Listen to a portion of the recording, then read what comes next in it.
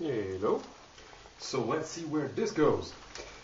I've been noticing my previous video that I'm not in my best shape right now. I mean, I've seen a lot of ideas started, not quite finished, so I'm gonna try with the second video to get all my points. I see Awesome Hair Day is continuing. Absolutely epic. So never mind. It's just it's all good. Let's roll it. So here's what I'm trying to say. Hope you're seeing this. Let's say this is a brain. Now in that brain you're going to have electricity going back and forth and all. Like when you're a kid, it's all good, right? It's all super freshly connected, all goes really well. Well, let's say you have some trauma, some traumatic memory, somebody screaming at you and all that. Well, electricity isn't going to go quite like this. The way neurons respond is they form an area where you send signal in and it just goes jagged, like it doesn't go straight. So over time you get these, it's like you can imagine rocks or just denser, muddy areas, and then you can imagine the rest of it is like water, clean. So this is more dense, this is more loose. Electrically, if you think about it, this is highly conductive, it goes like information flows freely, and this is less conductive. Information takes longer to bounce from neuron to neuron, or the jump distances are smaller.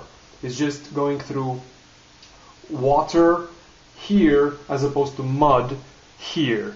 And so we all have a certain ratio of white to red, and for instance, if you take a drunk in some bar, like a long-term drunk or drug addict, there's going to be a lot of trauma, a lot of dark stuff. And what this does is, a brain like this is very resistant to change. Like it's hanging on to things. It's not very good, but it's stable. It will just keep doing what it's doing. The ratio between, so when you talk to somebody and you hit an area where it's just a few, like a couple of centers in their brain, and it's all white, you hit them with this information and it goes like this, just through nice parts, and it comes out and it's all like, whee, really nice. They're like, yay. Can you see this? So like this is the white part. The dark part is more like, it's got a very different emotional vibe. It's like this. It's at least critical or whatever you want. It's just the negative feelings, right? So every brain has a mix of these two, and they're dynamic over time. You get more trauma about something, you put more red in. You have some positive life experiences, it overwhelms the trauma, so these things get smaller. This happens both in our brains and in time. This isn't necessarily physical, it's just how the network is wired. Like, okay, what am I trying to get at here? Okay, what I'm saying is that these areas are high energy, the white areas are high energy, and these are low energy.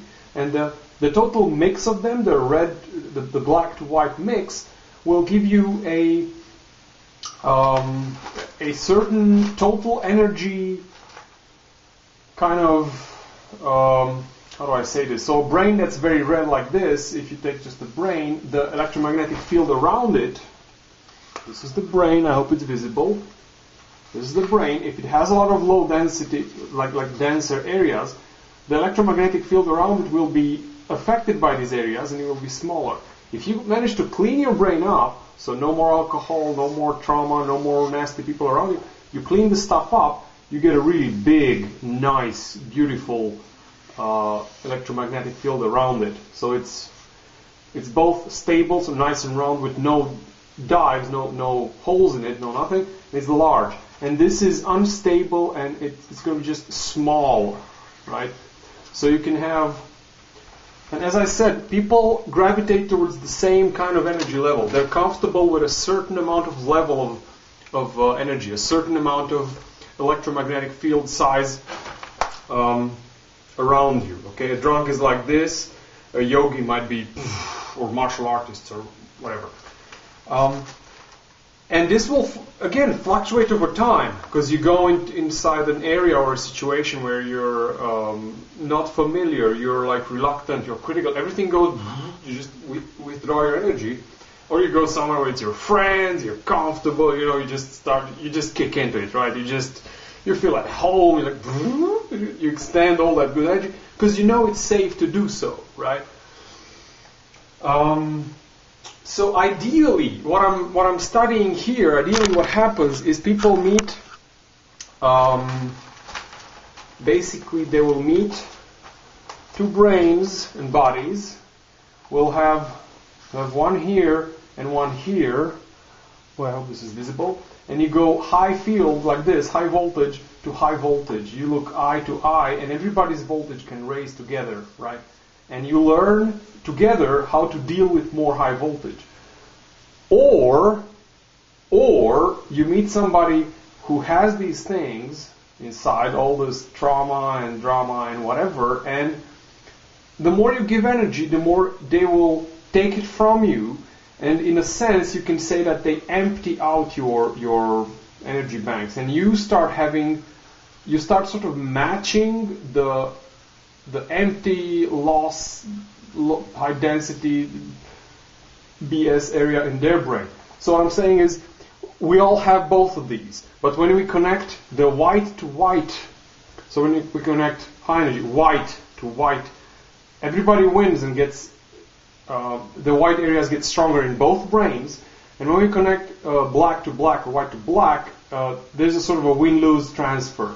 So this can go into this brain here, and you get something like this. You guys dump some of the stress on you, and you have some now. And then maybe later this happens, and what's going to happen is everybody's going to gravitate towards kind of the same energy level and white or black makeup in their brain. Now this can, again, people can start like this and go, where is this? So people can start like this, we'll both have these issues, and clean them up together if they play the win-win game, so white to white, or they can drag each other down. They can be all nasty like this. They can get a couple of divorces and start drinking and have some nasty stuff, and they get like this, and their energy, electromagnetic fields will be like this, and they start drinking and cursing and making the news because they stabbed each other.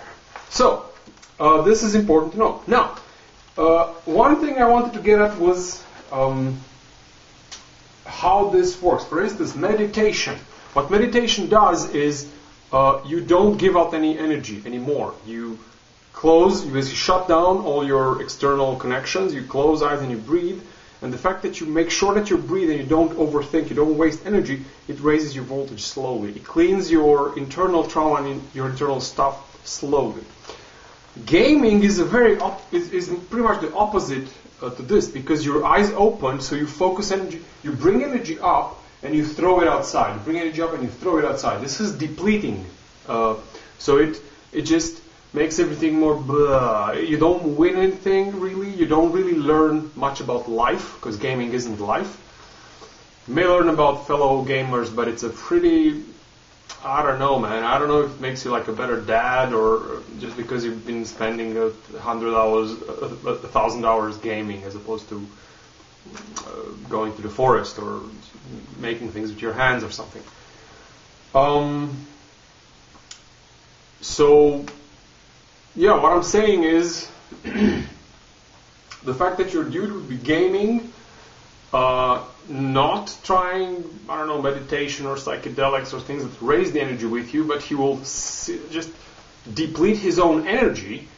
This to me sends a sort of an alarm signal, like this is a guy who's not really taking that much care of himself. If it's beer and video games, both are downers energy-wise, voltage-wise.